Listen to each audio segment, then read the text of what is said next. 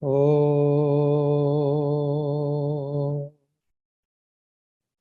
Purnamada Purnamidam Purnat Purnamudachyate Purnasya Purnamadaya Purnamevavasishyate. Om Shanti Shanti Shanti.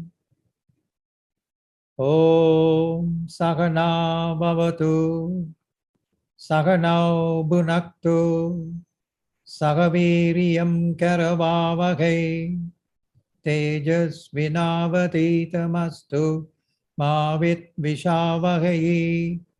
Om Shanti Shanti Shanti.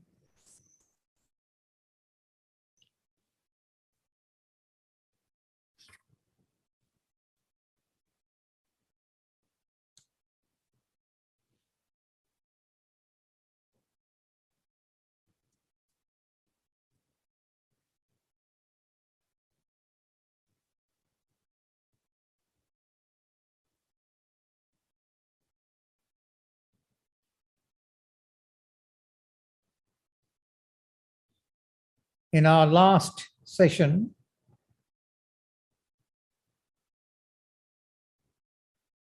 we observed that there was a very significant phrase used in the Bhagavad Gita.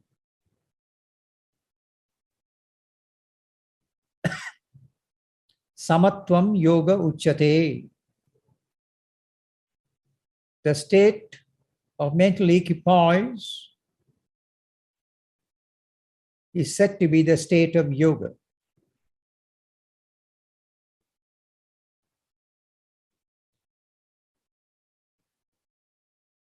This has got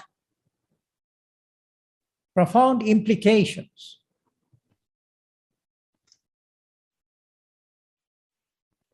And the understanding and the practice of it, or the living of it, would lead a person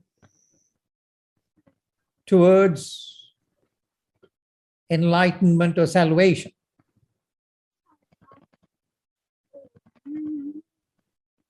It is so significant indeed. It's a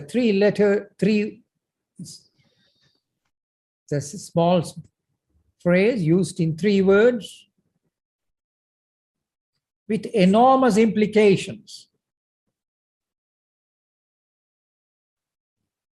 It indicates to you the state of mind or the frame of mind which you are supposed to entertain or maintain.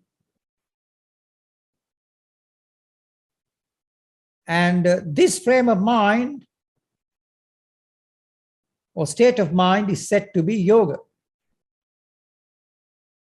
A state which makes you one with your divine nature.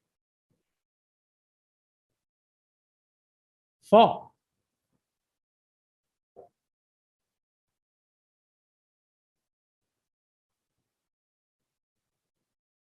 your mind itself,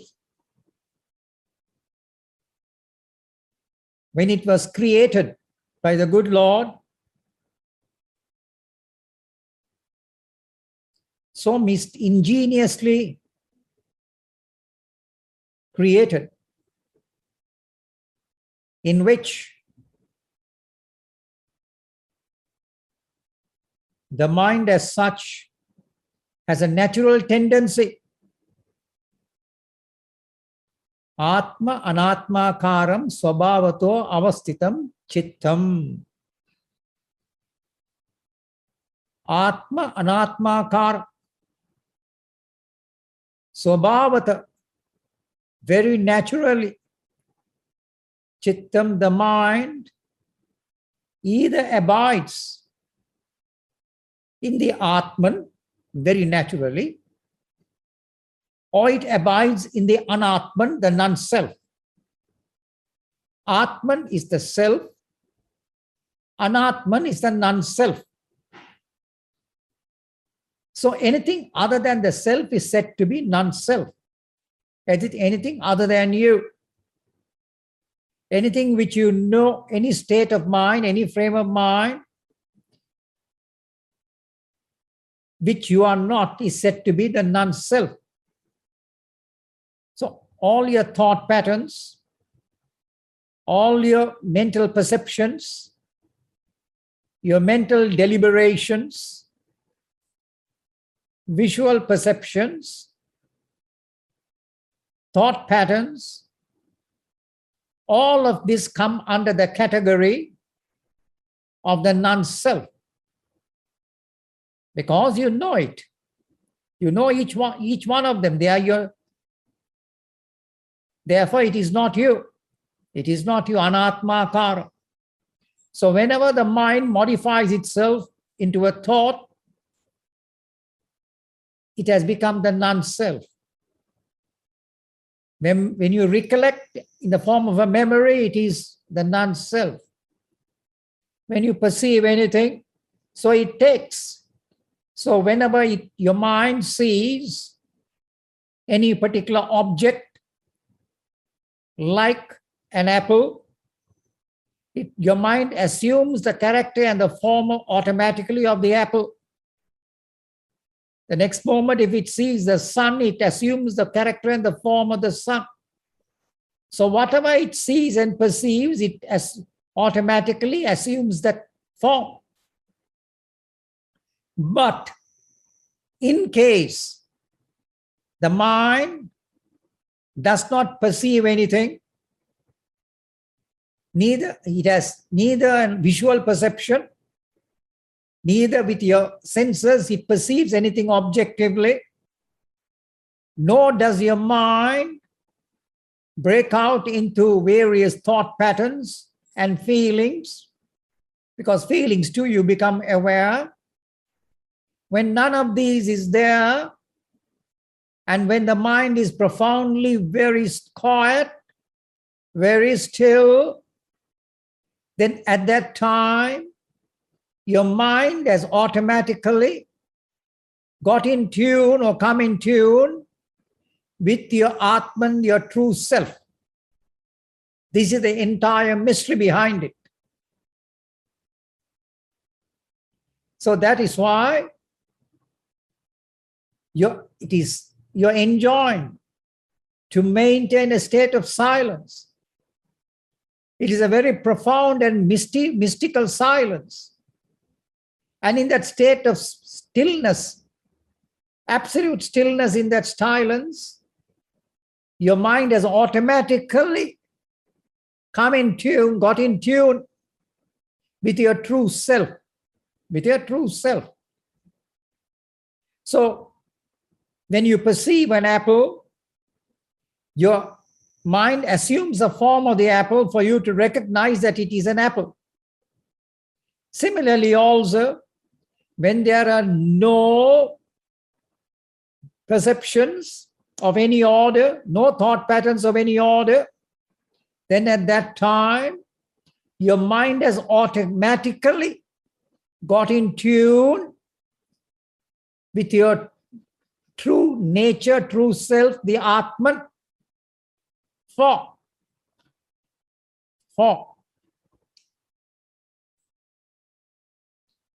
Chittam utpadyamanam Chaitanya Purnameva Utpatyate. When this mind was so created, along at that same time, it was so created along with, it is filled with Chaitanya. Chaitanya means the divinity, with the Chaitanya, with the divine consciousness. Just as much as an example, when a pot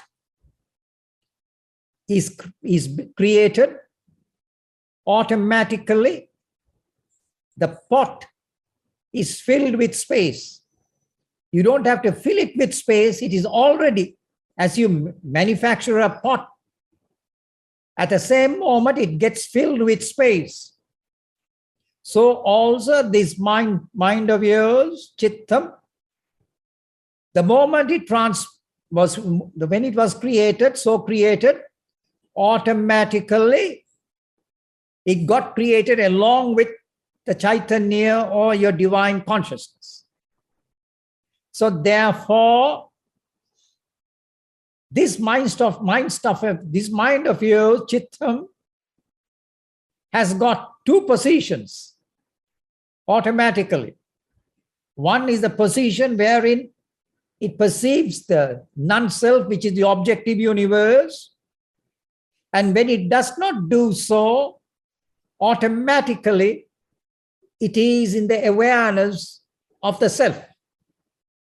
That is why Lord Krishna gave this profound definition for the state of yoga, samat as the state of mental balance, equilibrium, equipoise, as the state of yoga which unites you or makes you aware of your divine true self, your divine nature. So this state is very significant indeed, and it is so simple.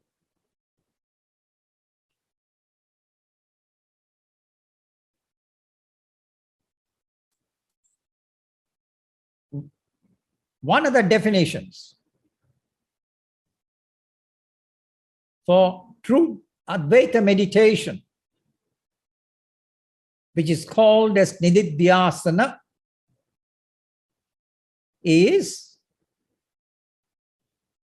Anatma Adarshanam Nidadyasanam. Anatma Adarshanam.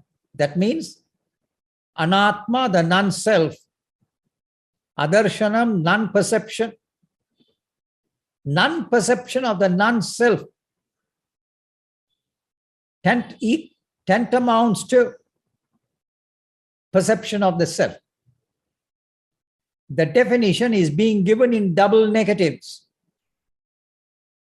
Because from what you know, what you are constantly aware of, it is leading you to what you are not aware of.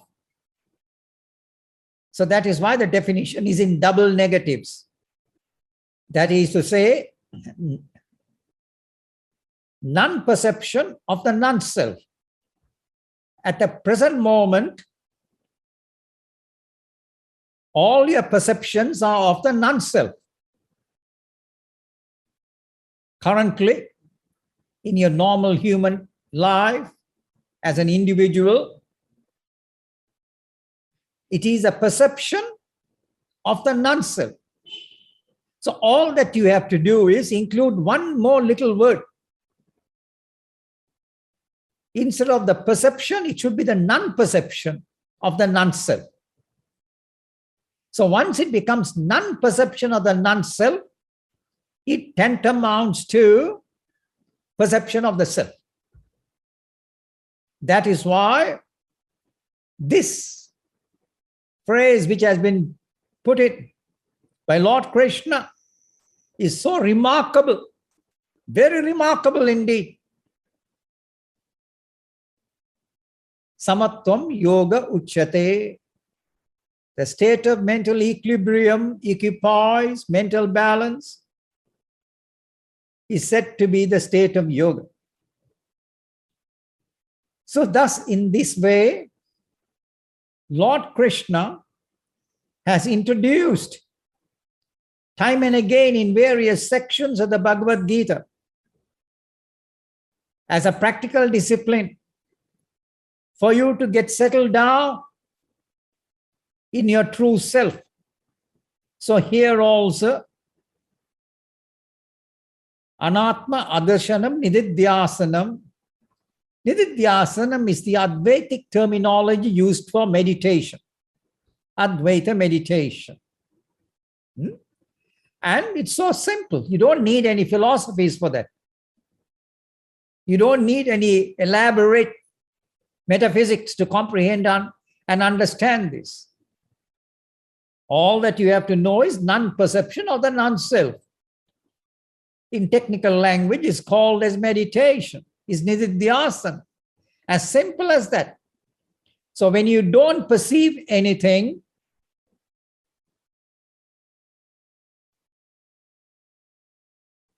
and you are still alert there, seeing nothing, then at that time, when your mind is totally calm and serene and silent, without any waves of agitation or movement, automatically your mind has settled or has become aware of your Atman, your true self. So all that you have to do is just practice this, maintain this. Maintain this state. In the course of living your life.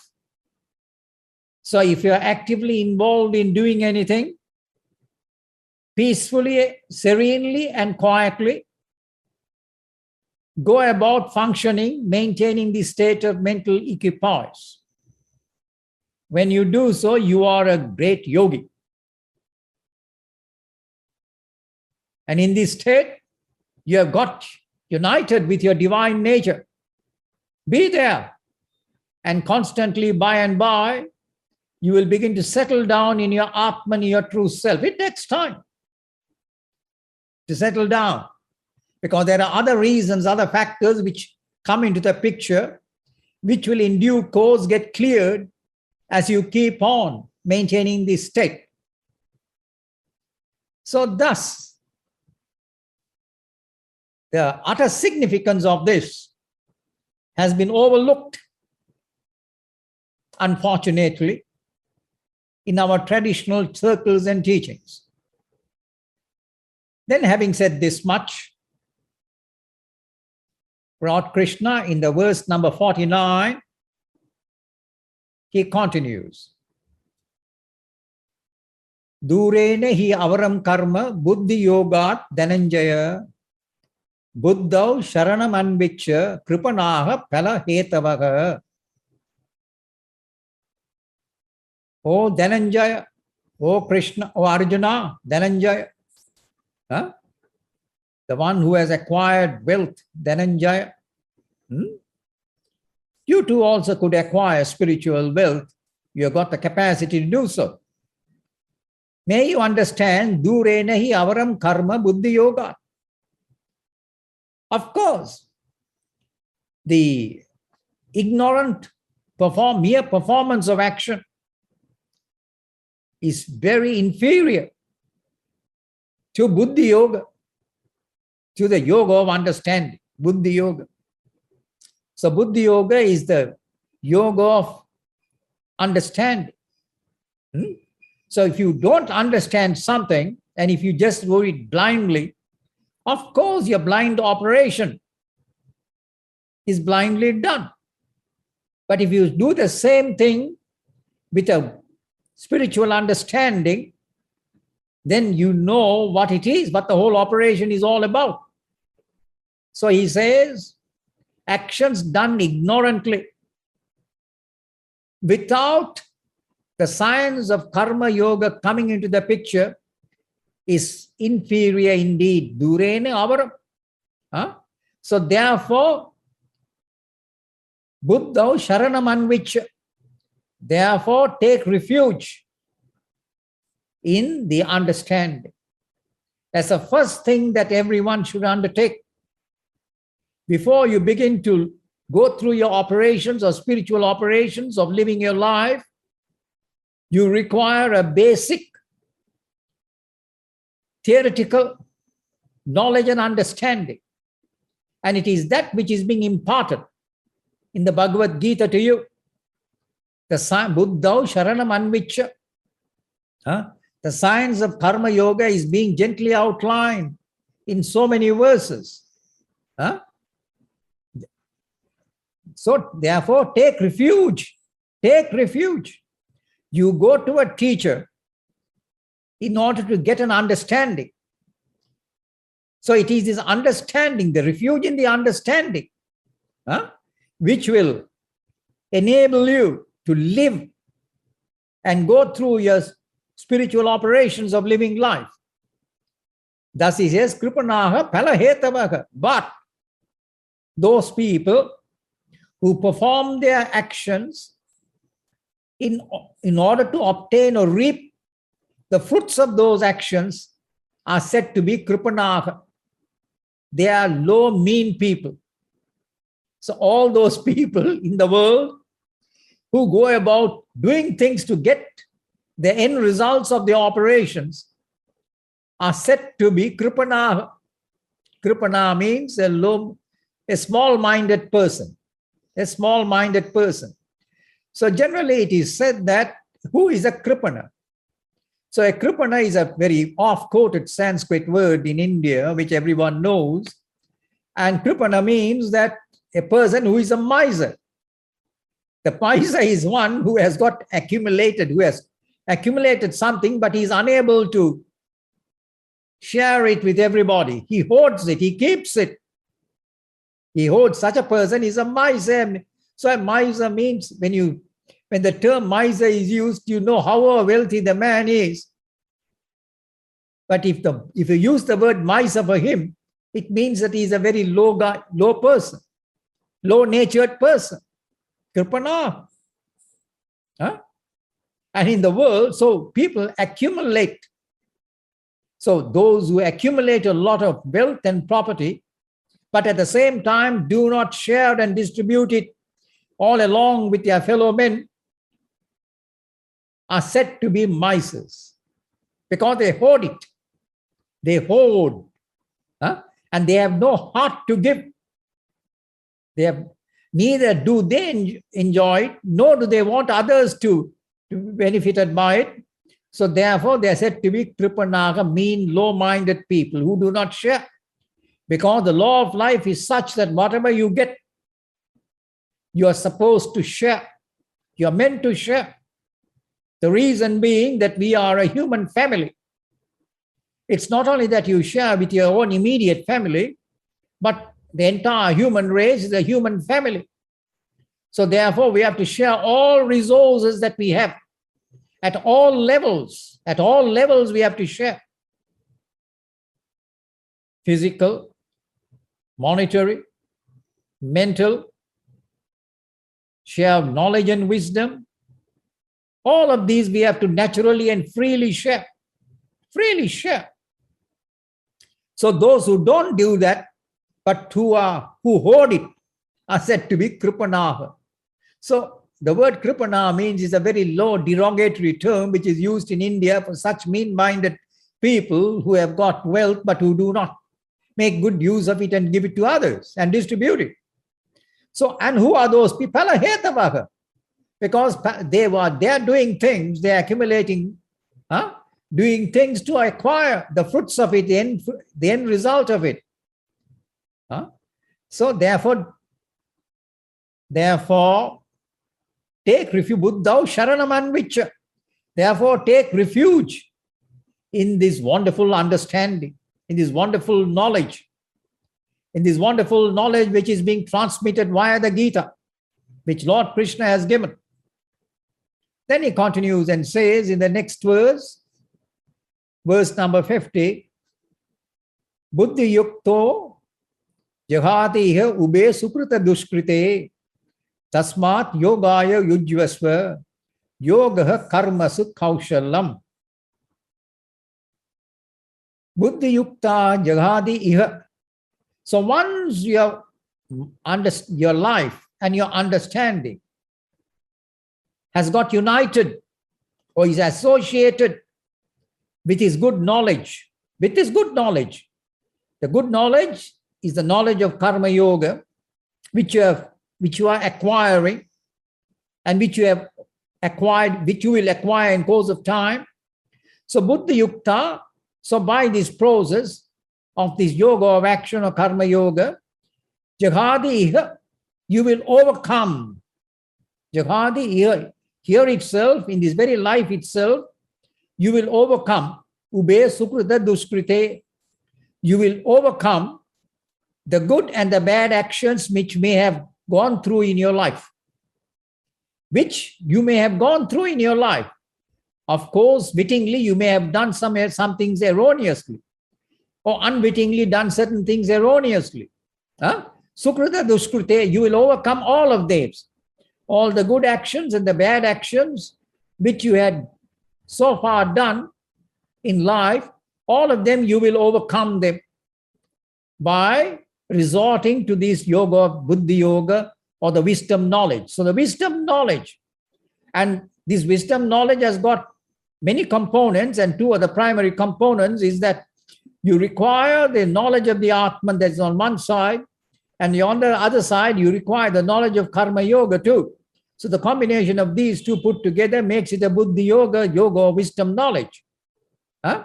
And by entertaining and living this, you'll be able to overcome both the good and the bad actions which you may have wittingly and unwittingly done so hitherto in your lifetime.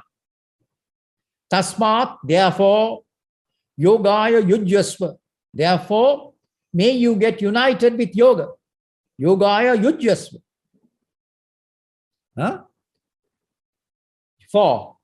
So, yoga karmasu kaushalam. As another definition for yoga. He's giving a number of definitions. Yoga karmasu kaushalam. That means yoga is dexterity in action. Dexterity in action. Why is it called yoga is dexterity in action? Because the natural nature of yoga is the natural nature of karma. Natural nature of karma is to put you into human bondage. When karma is done ignorantly, that karma or action leads you into human bondage. Whether it is a good action or a bad action or a neutral action, whatever the action is, it leads you into human bondage. But on the other hand, if you were to do the same action, imbued with the science of Karma Yoga, then it becomes a liberating discipline. So this spiritual liberating discipline. So the same action, either you can get yourself into human bondage, or the same action, when done wisely with wisdom, could lead you to liberation. So therefore, it is called as dexterity in action. Kausalam. Kausalam is dexterity or cleverness or smartness in action. You see, you're using an action which would have bound you into a soul liberating discipline. Because nobody can escape his actions in the world, his karmas in the world. And if you were to do these actions or karmas ignorantly, it will lead you into human bondage. But here a science is being given to you, whereby the same karma, when it is done as Karma Yoga, becomes a soul liberating spiritual discipline. And therefore it is called as karma, dexterity or cleverness or intelligence in the execution of action. So having said this much, then he says in verse number 51, Karmajam buddhi yuktahi palam tyaktva manishinaha janma bandha vinirmuktaha padam gachanti anamayam. That is, buddhi yukta manishinaha, the one who is united with this wisdom, knowledge, the Manishinaha, that individual, that spiritual aspirant,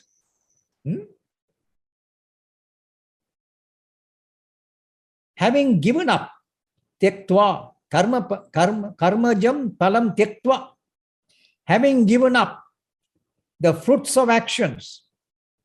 So this individual, united in the science of Karma Yoga, having given up the fruits of actions, what happens to him? It says, Janma bandha vinirmuktaha, having become free or having become freed. Vinirmukta of what? Of Janma bandha, having in due course, he would become free of the bondage due to birth. Of course, Janma Bandha. So you know very well that being born itself is human bondage. Is human. To take birth in the world is part of the process of human bondage. So the person who maintains and practices and lives this karma yoga, having given up the fruits of actions, such a person, well united in his science of yoga, science of the yoga of action, he becomes vinirmuktaha, he becomes in due course free or fled or liberated. Janma bandha, from the bonds of birth. Janma bandha. Because Janma, it's the birth itself leads you into human bondage. That is to say, this person will not be born again henceforth. Of course, in this particular life, by the practice of the science of karma yoga, these particular actions which he is currently doing will get worked out by him. The present actions. The present actions are called as prarabdha karma. So from the moment that you are born till you exit this world, till either you exit the world or the world exits from you. When you exit the world, you get reborn. But before you die, when the world exits from you, you get liberated. So you get liberated. So both ways also, it's very unique. So therefore, Janma bandha vinirmuktaha. So there, and thus the actions done in this life, your prarabdha karma, and since you are practicing the science of karma yoga, automatically no future actions are being built up by you. And then what about the residual old karmas? The past karmas which are lying dormant still, awaiting their fructification in another lifetime. They also get neutralized and burnt away by the fire of wisdom knowledge which you are entertaining at the moment. So each person has got 3 types of karmas in his life. One is the present karma, which is called as prarabdha karma. Now, all these years, you have had so many lives and lifetimes. And each one of those lifetimes, you had acquired many a karma. And those many karmas which you had done and you acquired the results of it, all of them cannot be experienced in this lifetime. Only a certain section is taken out to be experienced and worked out by you in this lifetime. And that is called the karmas of this lifetime. While a good part of it is lying dormant in the subconscious of your mind. It is just like during the course of your lifetime, you acquire some wealth and deposit in the bank balance. But for the next month, you only withdraw some amount for the current use of the next month. You only withdraw something for the current use. So the current karmas which you have is exactly like that. The balance is lying dormant in the subconscious of your mind. But that is called sanchita karma, which has been well acquired but lying dormant. Those actions, those karmas will automatically, by the power of meditation and when you get enlightened, automatically by the fire of knowledge, they will all get burnt away. They will get burnt away.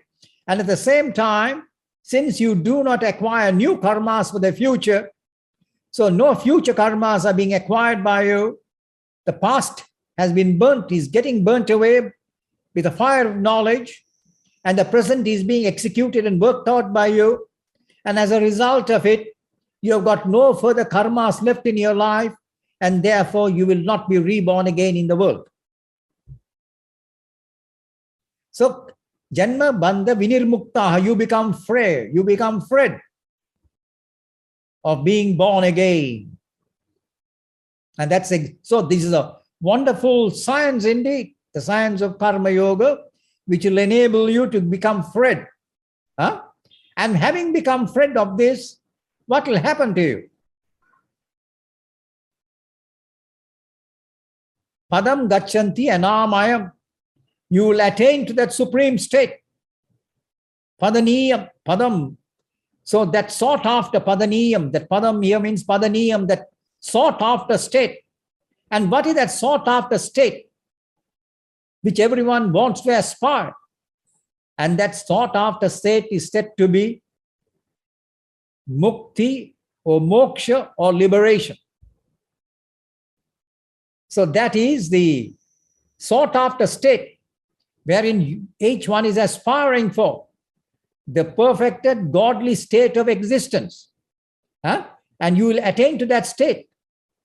And what is so wonderful about that state?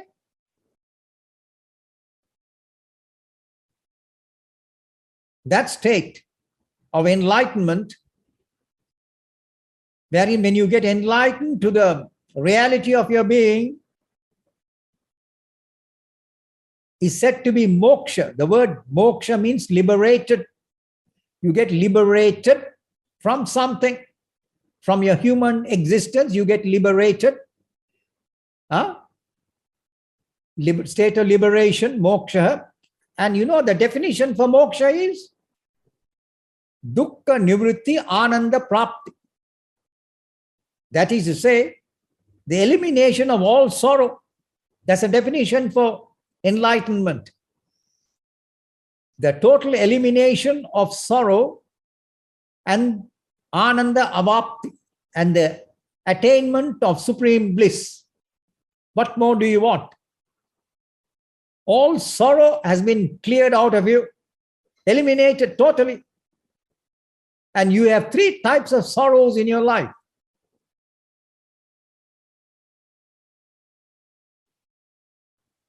Adhyatmika, Adidevika, Adibhaudika. Three types of sorrows come your way in life. The first sorrow is Adhyatmika, your psychological sorrows. Of course, you know very well that there are psychological sorrows which you are beset with. And then Adibhaudika, and you have sorrows which are inflicted upon you by your surroundings, by the surrounding factors, which may also come and cause sorrow for you. Or by supernatural things also, supernatural phenomena also. Like lightning, thunder, floods, these are supernatural, which is beyond human control. They also come and cause sorrow for you and afflictions. So you become totally free of all that. And at the same time, positively speaking, you obtain ananda. Ananda means supreme bliss. That is why Lord Buddha said, Nirvanam paramam sukham. The state of nirvana is said to be paramam sukham, supreme bliss. It's a nature of bliss indeed. So that's what you will get. You will arrive at perennial, perpetual bliss and blissful existence. So that is that state of moksha. And gachanti anamayam, and you will attain to that state, anamayam, which is free of the three types of taints which a human individual who is born in the world goes through. So the one who is born in the world has got three taints or three defects, and you will become free of those three. The first defect is ignorance, avidya, kama, karma. So you become released of all total ignorance. You are no more ignorant. All ignorance has disappeared. And then kama, avidya, kama, all desires which you had before, all of them vanish. There is no more desire left in you. And then no karmas also for you to do. Avidya, kama, karma. And no further karmas or actions are there for you after that. After you get enlightened or liberated from this universe, none of them are there indeed. What a wonderful state. Ever free state. Ever free state is what you attain to that when you get liberated from this universe, when you get liberated from your human bonded existence. So therefore, a simple thing like karma yoga, and in karma yoga, it's even more simpler, just to maintain a peaceful, quiet, non-thinking state of mind. That's all that you have to do, wherein no thoughts come and interfere and vitiate your mind. So in that state, abide in that state as long as you can, constantly, and that will eventually lead you to this wondrous state indeed. Then in 52, he mentions, Yadate moha kalilam buddhir vyatitarishyati tada gantasi nirvedam sotavyasya sutasya cha. Yada te moha kalitam buddhir moha kalilam vyatitarishyati. Yada, when your mind, when your intellect crosses or goes beyond moha kalila, all forms of delusion. Now, all forms of delusion. What does he mean by that? When you have acquired the good understanding, that good understanding will clear away all mental delusions and psychological delusions you may have had before. All types of ignorance, misconceptions, wrong belief systems, wrong notions and ideas that you have had before, which is moha kalilam. You have been deluded, all your delusions, because ignorance leads to delusion. Of course, you are deluded, you don't know how to live. Now, with the acquisition of this knowledge, all your mental and intellectual delusions go away. And thereby you are able to live your life peacefully. Yadate moha kalilam buddhir vyatitarishyati. Then at that time, when clarity of understanding has dawned within you, wherein you have got an unshakable understanding, you got an unshakable faith, everything is clear.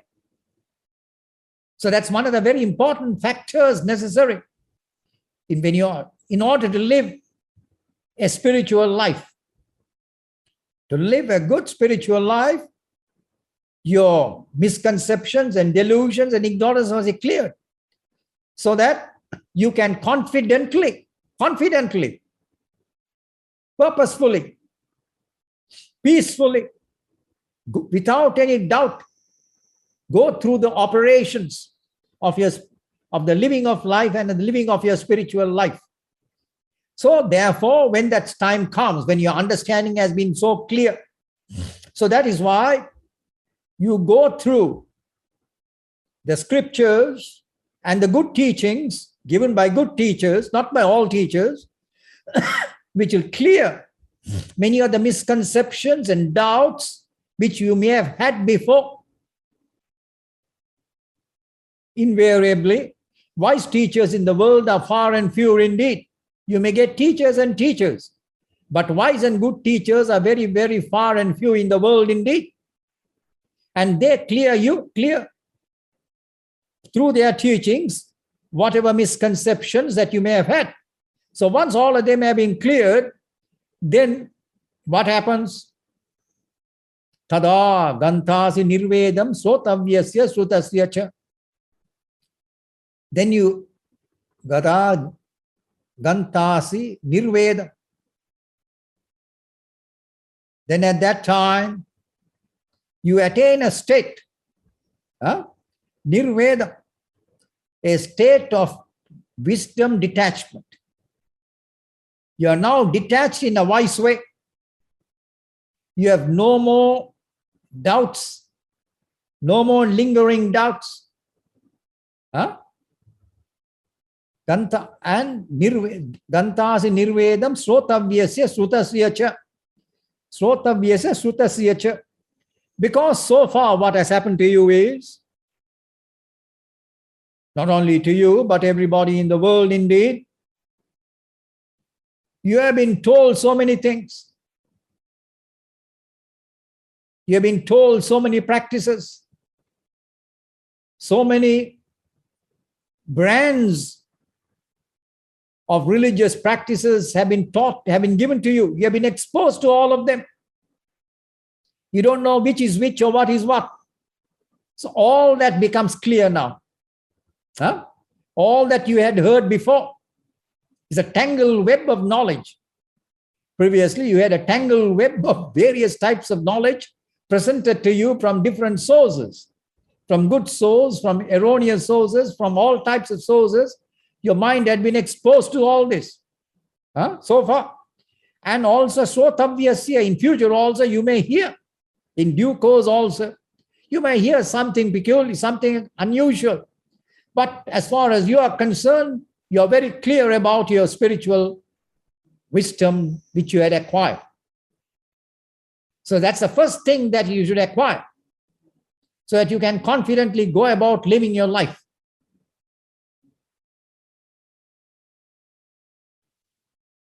In fact, when I walked into the Himalayan mountains to live the life of a hermit long ago, I walked there with confidence, total confidence.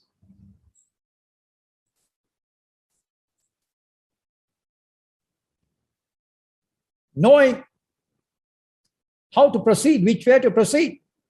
Only thing is the gaps are filled up by my teachers. But with all confidence I proceeded.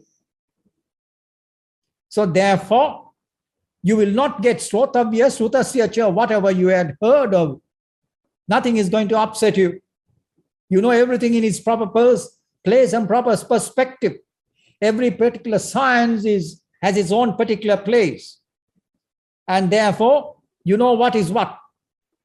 Which field of operations is meant for what purpose. Which practice is meant for what purpose. So all that becomes very clear indeed. Then he says in verse number 53, Shruti vipratipanna te yata stasyasi nischala samadho achala buddhi tata yogam avapsyasi. Now when do you attain to the state of yoga? When do you attain to the state of mental equipoise and mental balance, undisturbed? So he says, yada when?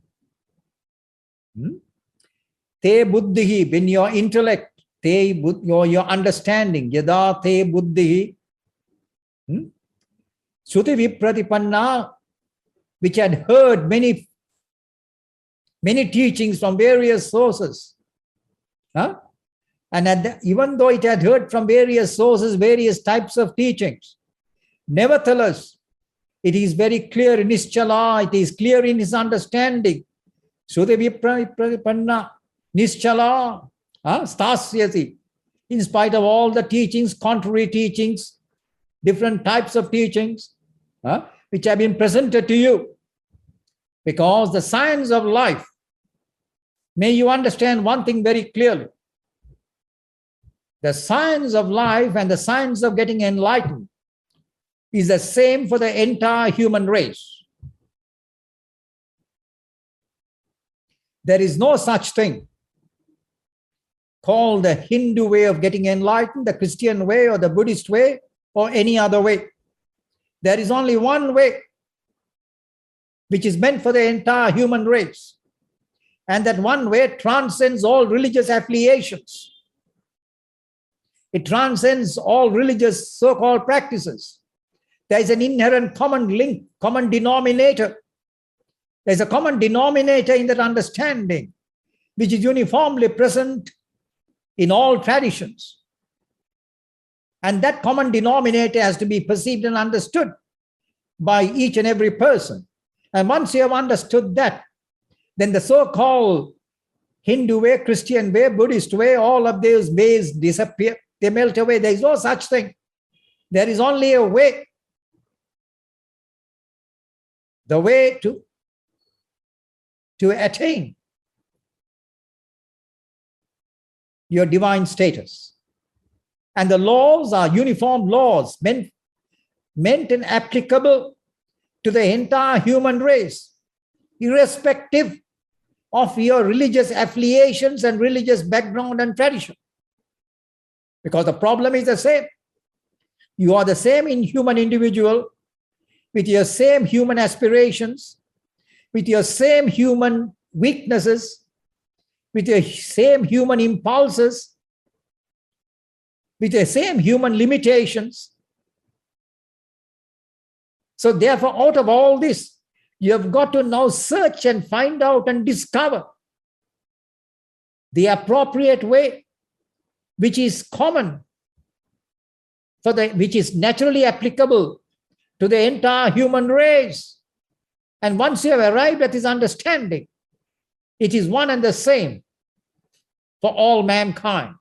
So therefore, in spite of all the different types of teachings, which you may be subject to from different corners and different parts, if you know what is what, you will not get confused by that. So therefore, Stasya Nischala, when your mind, when your intellect and mind, when they are firm, Stasya Nischala, firm and clear in his understanding, and where? Samadho Achala, and is established in Samadhi.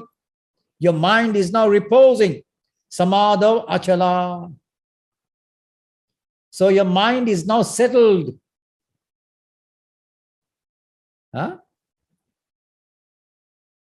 In Samadhi. Samadho Achala. Without any movement. Achala. Firmly. It's settled in Samadhi. What is settled in Samadhi?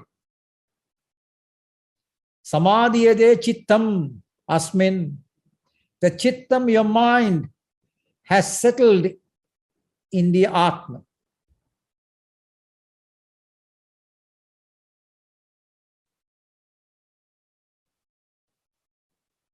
Samyak adiyate chittam anaya iti samadhihi.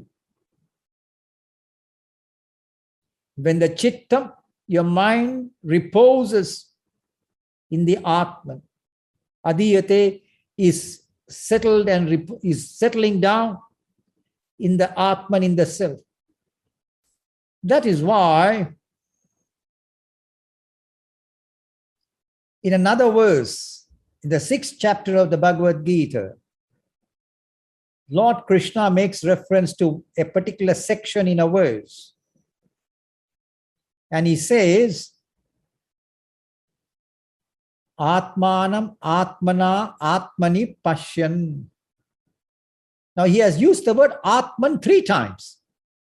Atmanam, the self, Atmana, by the self, Atmani, in the self, he sees.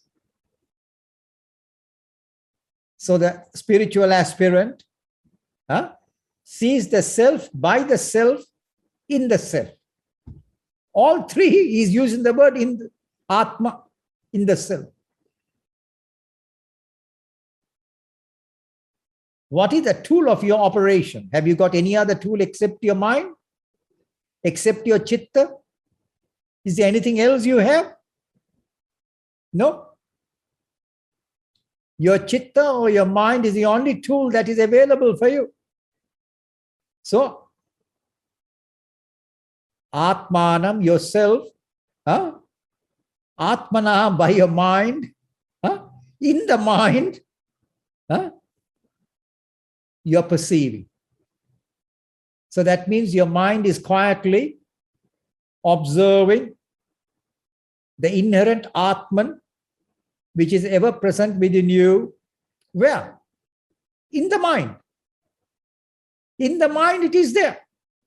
So you're seeing it by the mind, in the mind, by the mind, in the mind. That's the whole mystery there. By the mind, in the mind. You're seeing the self, the Atman. Because there is no other tool that you have. That's the only tool.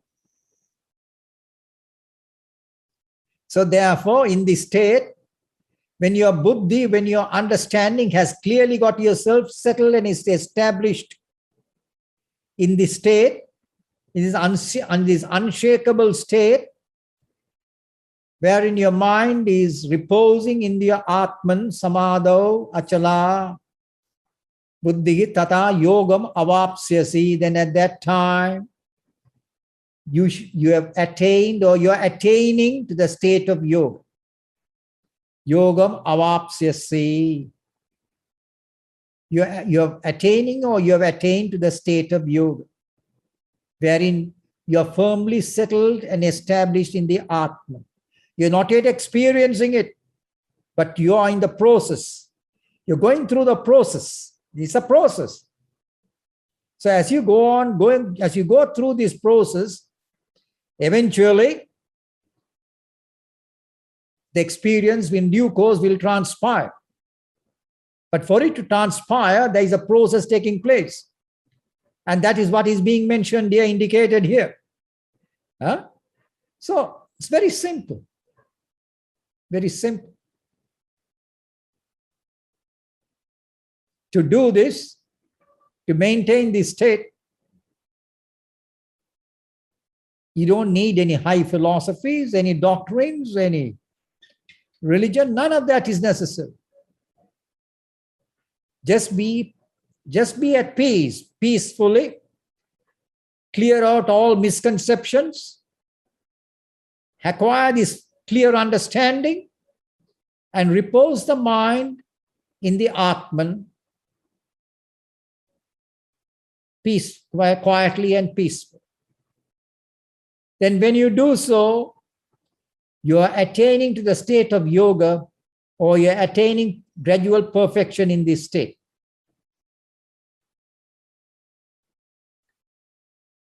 So with this, we'll complete today's and we'll carry on next week. Om Tat Sat.